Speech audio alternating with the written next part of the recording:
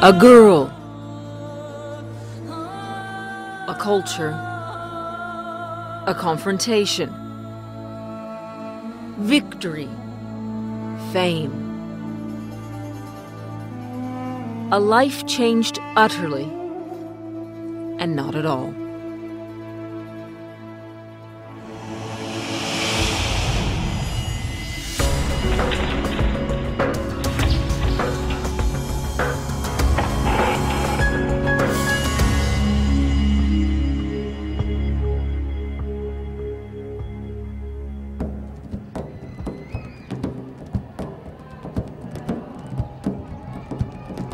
Yemen's old city, Sana'a, set in stone, as enduring as the customs still embedded here.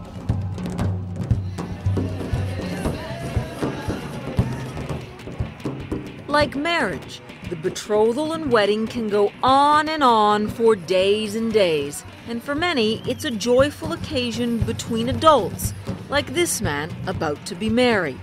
But usually, during those celebrations, you won't see the bride. The groom gets the party, but often, especially when the bride is a child, she gets locked up to protect her innocence. An innocence that's all too obvious. Najoud Ali was every inch a child, wanting to play, laugh, and remain in the protective embrace of her family. But she didn't stand a chance.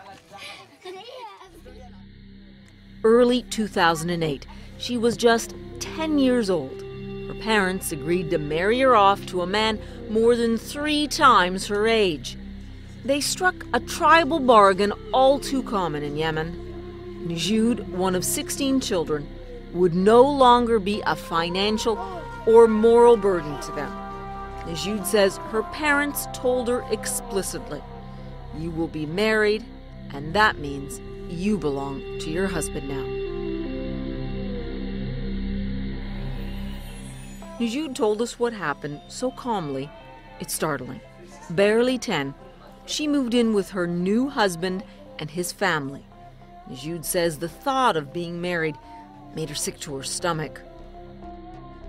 لما تزوجت كنت خايفة وما كنت أترك بيتنا.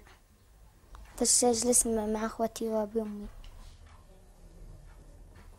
أبلا بيقول لي اشتيني أرقد معه وأنا ما اشتيش أرقد عندهم. Must have been torture. Yeah.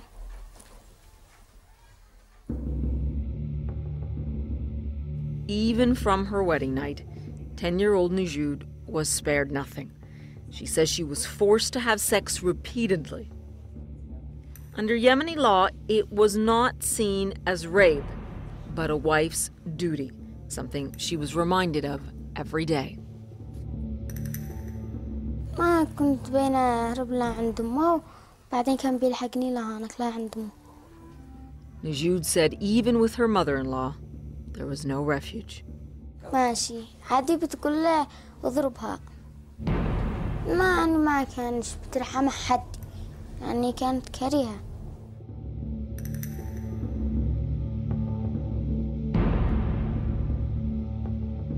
That there was no mercy from her new family was bad enough. But when Najoud turned to her own family for help, she says she was let down, told to face up to her duty and honor her family's commitment. Najoud's parents said they were promised even after marriage their daughter would be treated as a child for a few years. Najoud's mother, Samia, explains. سمعت قلبي يولع عليها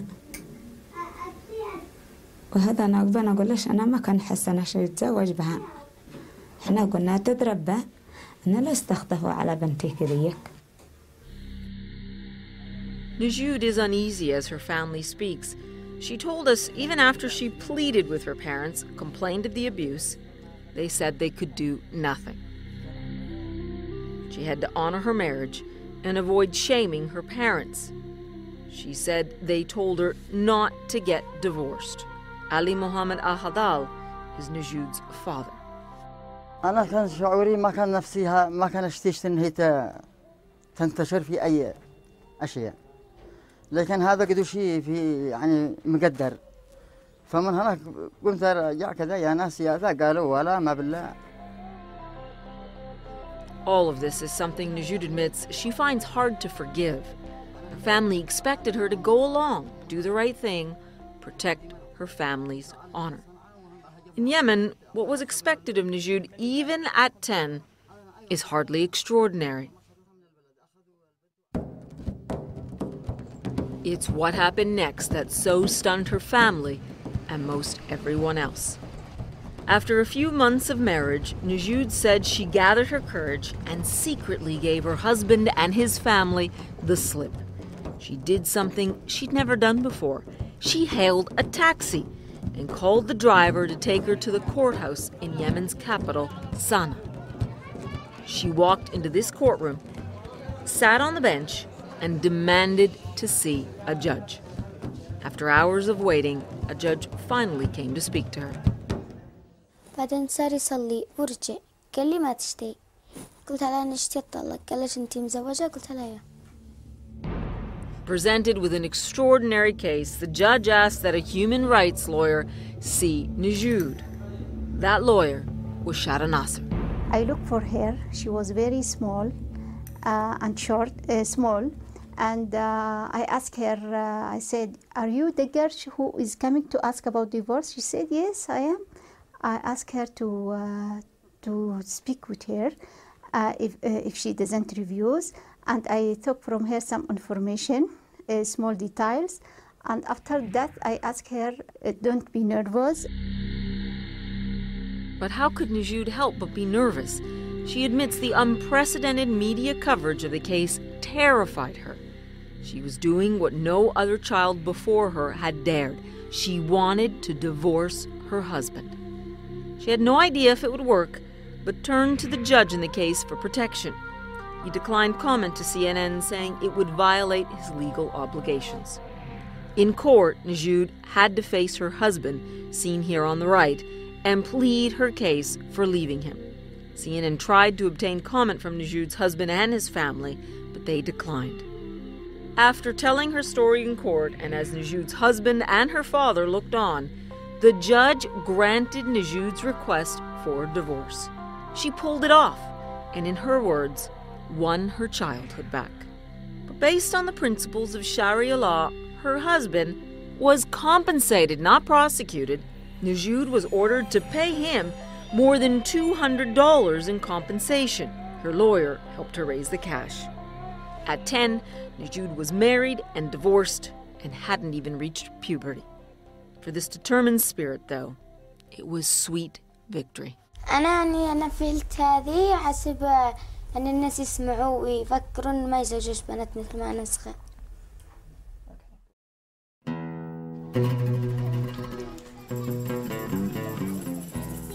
So idealistic, really, when you consider that Yemen's government refuses to even define a legal age for marriage.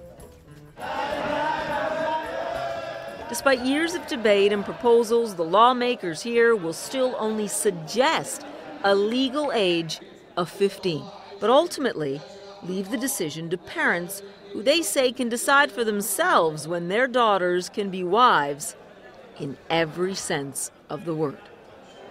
According to the UN Child Rights Convention, it's a problem. Early marriage is defined as when a bride or groom is under the age of 18. There are millions of cases around the world each year.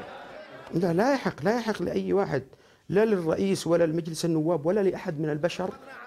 Sheikh Mohammed Al-Hazmi is a Yemeni lawmaker and Islamic scholar, and he defends child marriage.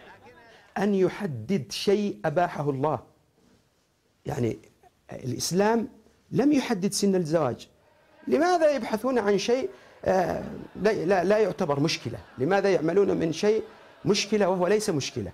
يعني أنا أشتي أسأل لماذا يعني لماذا فقط الزواج المبكر مشكلة؟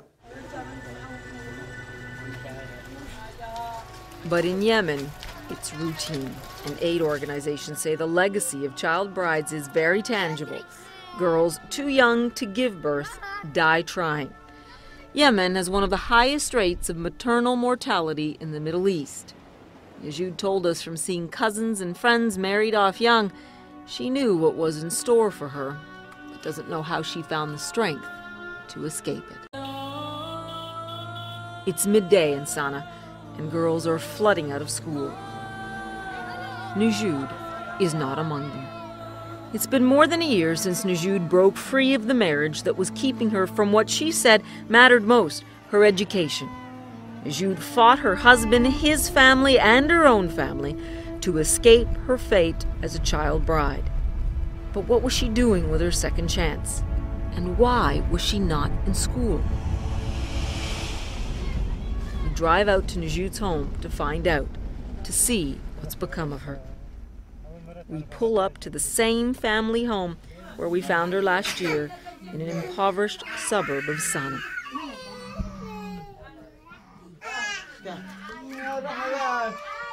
The home, the family, seemed to be in a state of chaos. The poverty, squalor, all much worse than when we first met Najud. Her father is sprawled in the hallway, convulsing and sick. The family's not sure from what.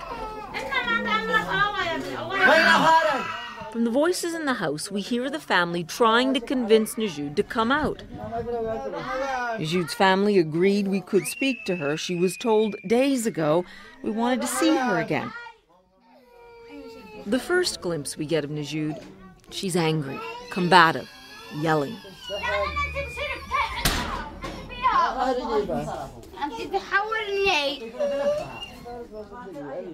After much arguing, Najud finally grabs her veil and agrees to sit down with us. But her presence is grudging. Najud's mother is getting impatient to witness some of the verbal abuse Najud told us about. Najud's mother, Samia, tells her she's a disgrace to the family.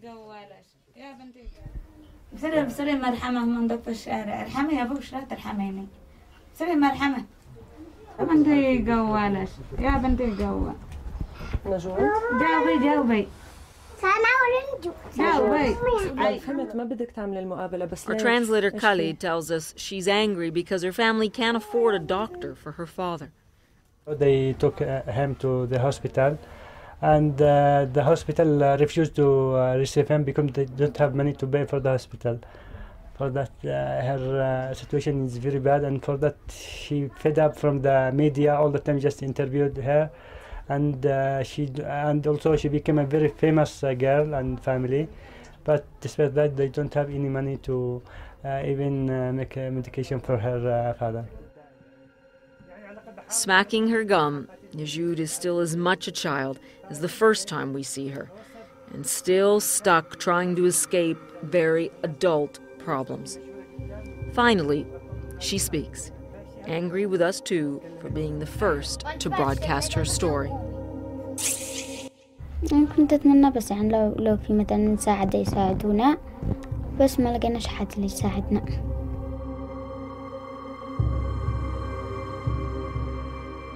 ما هو شيء بس قالوا إنهم حيساعدوني وخلاص ما عاد حد يساعدنيش.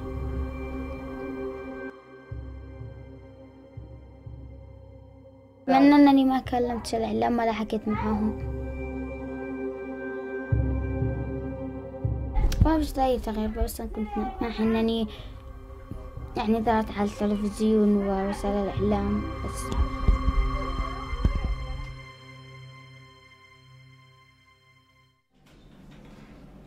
We revisit Najud's lawyer, Shada Nasser, to try to find out what's gone on. She says she never imagined Najud's life would turn out this way. Shada Nasser says she's always been a determined advocate for Najud, but now she says she is drained by Najud's case and claims Najud is being victimized by her own family. Again, because they believe Najud's fame should bring them fortune. The father, he was very upset because I come empty. He asked me, where's the dollars? I said, what the dollars? He asked me about the money. He said, I think you will bring for me $1 million. I said, for what? He said, why? I trust you and I give you Najud to travel with you to the state. There was never going to be a fortune, but generous people have donated thousands so Najoud could go to a private school, a school Shada Nasser says Najoud refused to attend. I know Najoud, she was very absent from the school, and I spoke really with her father and her family, and I asked them to control her and to ask her to go every day to school. But they said, you know, we don't have the money for the transportation, or we don't have the money for the food. Shada Nasser claims the family received about $20,000 from donors, and she says she has no idea what happened to the money. Najoud's parents say they've received nothing. لما اتطلقت كنت فرحانة بس لما شارت في التلفزيون كنت زعلانة انتشرني بالإعلام. ويعني شعرت انه ظهورك في وسائل الاعلام سواء في التلفزيون او في الصحف سبب لك كل هذه المشاكل او مشاكل في البيت يعني في اسرتي في المدرسة في الشارع كمان يحكوا عني. ايش المشاكل اللي سببوا مع اسرتك؟ يعني اهلي عمومي واخوالي كلش انني فعلت هذا كله طلعت التلفزيون والجرايد.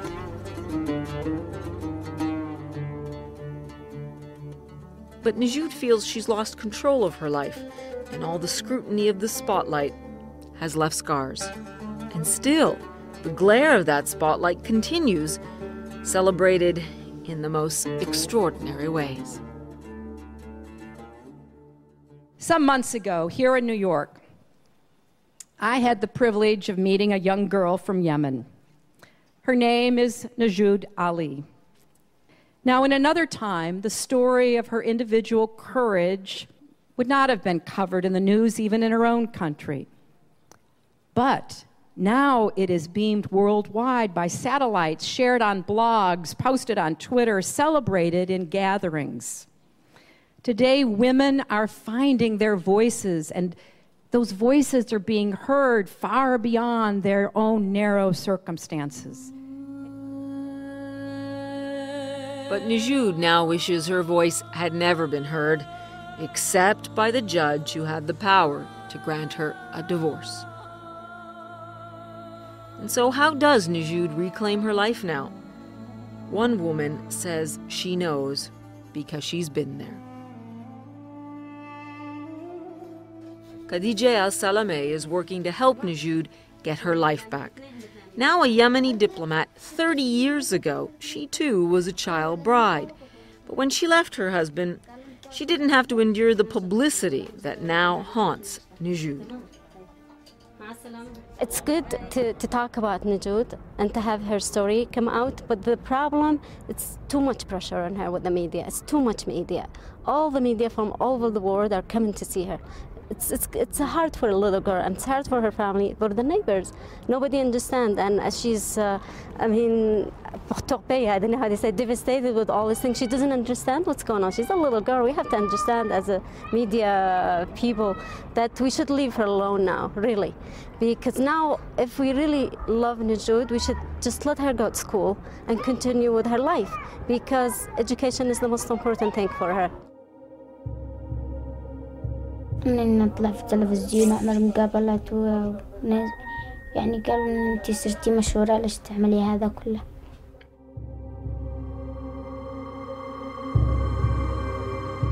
And with that, Najoud tells us she hopes that as ours were the first cameras to reach her, ours will be the last interview she does for a while. To get her divorce, Najoud showed a character and strength not easily expressed by women in Yemen, let alone a 10-year-old child bride. She will need to muster all that strength and more if she's to finally reclaim her life.